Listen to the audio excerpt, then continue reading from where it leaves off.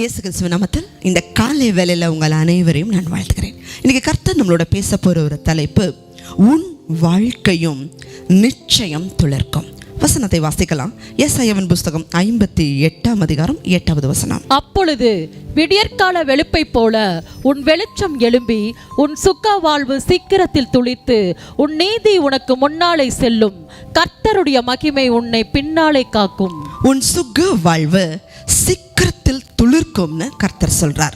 ஆனா எல்லாருடைய வாழ்க்கையுமே துளிர்க்குதா அப்படின்னு சொன்னா இல்லை. அநேகர் டாக்டர் ஆகணும்னு விரும்புகிறாங்க, அநேகர் IAS ஆகணும்னு விரும்புகிறாங்க, நிறைய பேர் IPS ஆகணும்னு விரும்புகிறாங்க, நிறைய பேர் சயின்டிஸ்ட் ஆகணும்னு விரும்புகிறாங்க. ஆனால் அத்தனை பேருடைய லட்சியங்களும் நிறைவேறதா? செழிப்பை விரும்பாதவங்க யாருமே இல்லை. அநேகர் நான் செழிப்புக்கு மேலே செழிப்பு அடையணும், எல்லா ஆசீர்வாதங்களையும் பெற்றுக்கொள்ளணும்னு ஆசைப்படுறாங்க. ஆனால் எல்லாருக்கும் அந்த ஆசீர்வாதம் கிடைச்சிருதான். ஏன் அந்த ஆசீர்வாதங்களை நம்ம பெற முடிகிறது இல்லை? பரிசுத்த வேதாகமம் சொல்லுது, உன் வாழ்வு சீக்கிரத்தில் துளிர்க்கும்னு சொல்லுது. ஆனால் எங்களுடைய வாழ்க்கையில் ஏன் ஒரு செழிப்பு இல்லைன்னு சொல்லி காத்திருக்கீங்களா? தேவன் நம்மக்கிட்ட தான் பேசுகிறார். நம்ம வாழ்க்கை துளிர்க்கணும்னு சொன்னால் 2 அத்தியாவசியமான காரியங்களை செய்யணும். முதல் காரியம், ஏசாயாவின் புஸ்தகம் 58ஆம் அதிகாரம் 6வது வசனத்தை வாசிக்கலாம். அக்கிரமத்தின் கட்டுகளை அவிழ்க்கிறதும் நுகத்தடியின் பிணையல்களை நெகிழ்கிறதும் நெருக்கப்பட்டிருக்கிறவர்களை விடுதலையாக்கி விடுகிறதும் சகல நுகத்தடிகளையும் உடைத்து போடுகிறதும். இந்த வசனம் எதை குறிக்குது அப்படின்னு சொன்னா, இன்னைக்கு தேவன் நம்மளை ஏன் தெரிந்து கொண்டார்? நம்மளுடைய ஆத்துமா மட்டும் காப்பாத்துறதுக்காகவா? இல்லை, நம்ம மூலமா அநேகரை ரட்சிப்புக்குள்ள நடத்தணும். இதுக்குத்தான் தேவன் நம்மளை அழைக்கிறார், தெரிந்து கொண்டிருக்கிறார், நீதிமான்களா மாற்றி இருக்கிறார். 1 தீமோத்தேயுவின் புஸ்தகத்தை நீங்க வாசிங்கன்னா 2ஆம் அதிகாரம் 4வது வசனம் வாசிங்க. எல்லா மனுஷரும் ரட்சிக்கப்படவும் சத்தியத்தை அறிகிற அறிவை அடையவும் அவர் சித்தமுள்ளவராயிருக்கிறார். இன்னைக்கு அநேகம் தேவ பிள்ளைகள் இவங்களுக்கு மட்டும் சத்தியம் சொன்னா போதும், அவங்களாம் ரட்சிக்கப்பட வைக்கவே முடியாது, அவங்களாம் பாவிகள்னு சொல்லி அநேகரை மனசுனால பிரித்து வைக்கிறாங்க, அவர்கள் பாவிகள்னு சொல்லி ஒதுக்கி வைக்கிறாங்க.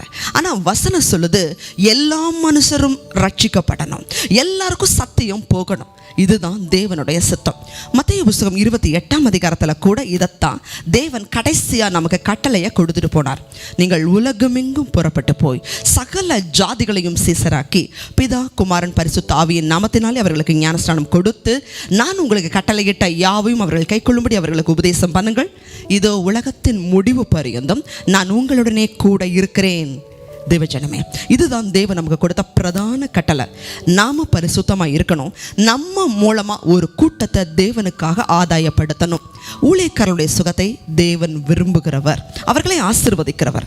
2வது இன்னொரு முக்கியமான காரியம், முதலாவது நம்ம சுவிசேஷத்தை அறிவிக்கணும், ஊழியம் செய்யணும், கண்ணீரில் இருக்கிற ஜனங்கள், பாவத்தில் இருக்கிற ஜனங்களை மீட்டெடுக்கணும். இதற்காகவே இயேசு வந்தார். இதைத்தான் தேவன் நம்மகிட்ட எதிர்பார்க்கிறார். 2வது காரியம், ஏசாயா 58ஆம் அதிகாரம் 7வது வசனம். பசியுள்ளவனுக்கு உன் ஆகாரத்தை பகிர்ந்து கொடுக்கிறதும் துரத்துண்ட சிறுமையானவர்களை வீட்டிலே சேர்த்து கொள்கிறதும் வஸ்திரம் இல்லாதவனை கண்டால் அவனுக்கு வஸ்திரம் கொடுக்கிறதும் உன் மாம்சமானவனுக்கு உன்னை ஒழிக்காமலும் இருக்கிறதும் அல்லவோ எனக்கு உவந்த உபவாசம். இன்னைக்கு அநேகர் உபவாசம் பண்றாங்க. 7 நாட்கள், 14 நாட்கள், 21 நாட்கள், 40 நாட்கள் உபவாசம் பண்றாங்க. நல்லதுதான். ஆனால் அந்த உபவாசத்தில் நம்ம என்ன செய்கிறோம்?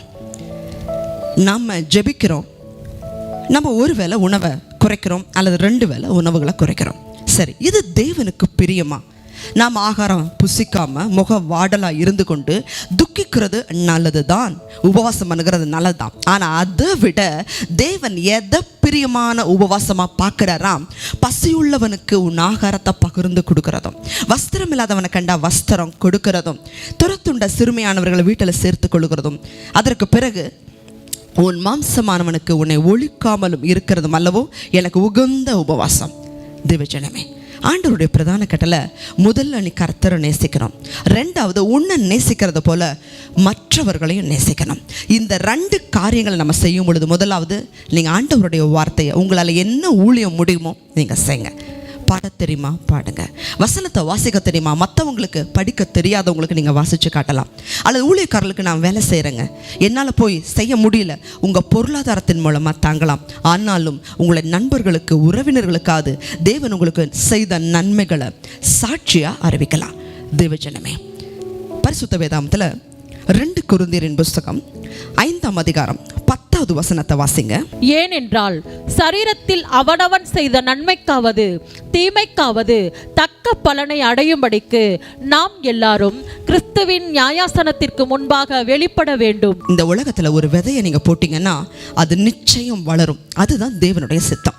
அதே போல் நீங்கள் நன்மை செய்தீங்கன்னா அதுக்கான பலன் நிச்சயம் உண்டு. தீமை செய்தாலும் அதுக்கான பலன் உண்டு. அப்போ நீங்கள் ஊழியத்தை செய்யும் பொழுது, தான தர்மங்களை செய்யும் பொழுது, மற்றவர்களுடைய நலனை கருதும் பொழுது நிச்சயமாகவே அதற்கான பலனை தேவன் உங்களுக்கு கொடுத்து உங்கள் சுக வாழ்வு சீக்கிரத்தில் துளிர்க்கும். அதில் எந்த சந்தேகமே இல்லை. ஆண்டவரிடத்தில் ஜெபிக்கலாம். அன்பின் பரலோகத்தின் பிதாவே, இன்னைக்கு நாங்கள் செழிப்பை விரும்புகிறோம், ஆசீர்வாதங்களை விரும்புகிறோம். ஆனால் அதற்கான வழிகள் வேதாகமத்தில் 2 பிரதானமான வழிகளை நாங்கள் பார்த்தோம். ஊழியம் செய்யணும். அநேகம் பாவத்தில் கட்டுக்கள் இருக்கிற ஜனங்களை இயேசுவுடைய நாமத்தை சொல்லி அவர்களை விடுவிக்கணும். 2வது, எங்களால் இயன்ற உதவிகளை வார்த்தைகளினால் சொல்ல முடியுமா, வசனத்தை கொடுக்க முடியுமா, ஆண்டவருடைய அன்பை அவங்கள்ட்ட கொண்டு போக முடியுமா, என்ன நன்மையை நாங்கள் கொடுக்க முடியுமோ அந்த நன்மையை கொடுத்து கிறிஸ்துவின் அன்பை வெளிப்படுத்தணும். இந்த 2 காரியத்தை இந்த உலகத்தில் ஆண்டவரை யார் செய்தாலும், அது எந்த மனிதனாக இருந்தாலும், படித்தவங்க படிக்காதவங்க யாராக இருந்தாலும், தேவன் அவங்களுடைய வாழ்க்கையை துளிர்க்க வைப்பீங்கப்பா. இந்த சத்தியத்தை கொடுத்ததுக்காக நன்றி. இந்த சத்தியத்தை பார்க்கிற ஜனங்களோட வாழ்க்கை துளிர்க்கட்டும். இயேசுவின் நாமத்தில் நல்ல பிதாவே, ஆமென். தேவனிடத்தில் இந்த சத்திய வசனத்தின்படி உங்கள் வாழ்க்கையும் ஒப்பு கொடுங்க. உங்களுடைய வாழ்க்கை எவ்வளவு வனாந்தரமாக இருந்தாலும் நிச்சயம் துளிர்க்கும்.